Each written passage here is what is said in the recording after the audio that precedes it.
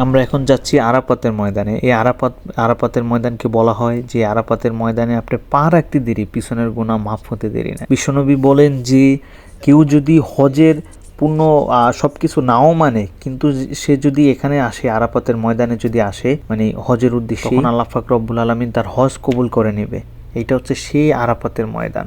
এটা হচ্ছে সেই পাহাড়, যে পাহাড়ে আমাদের প্রিয় নবী হযরত মুহাম্মদ সাল্লাল্লাহু আলাইহি সাল্লাম বিদায় হজের ভাষণ দিয়েছিলেন। এখান থেকে এই পাহাড় কি বলা হয়? জাবালে রহমত।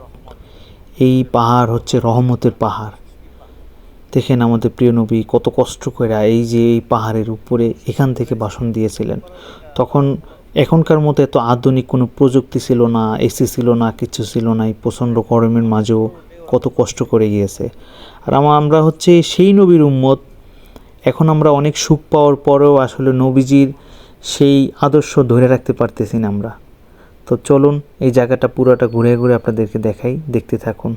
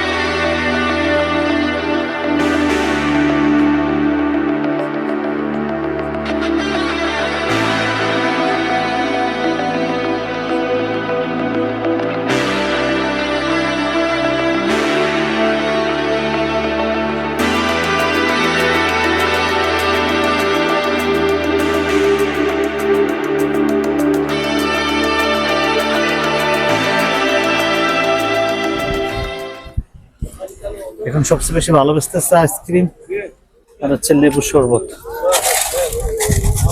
হযরত ইব্রাহিম আলাইহিস সালামকে স্বপ্নে আল্লাহ পাক দেখাইছিলেন তার পুত্র ইসমাইল আলাইহিস সালামকে কোরবানি দেওয়ার জন্য।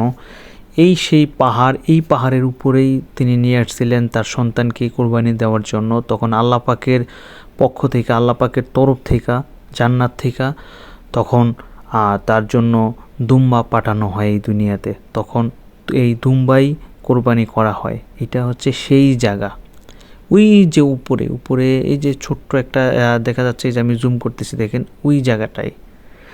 এই জায়গাটা হচ্ছে ওই জায়গাটা আপনার যেখানে শয়তানকে পাথর মারা হয় তার রোডের অপর পাশে। ওই যে সেই জায়গা যেটা হচ্ছে শয়তানকে পাথর মারা হয়। পুরো ভিডিও দেখে আসুন, ডেসক্রিপশনে লিংক দেওয়া আছে।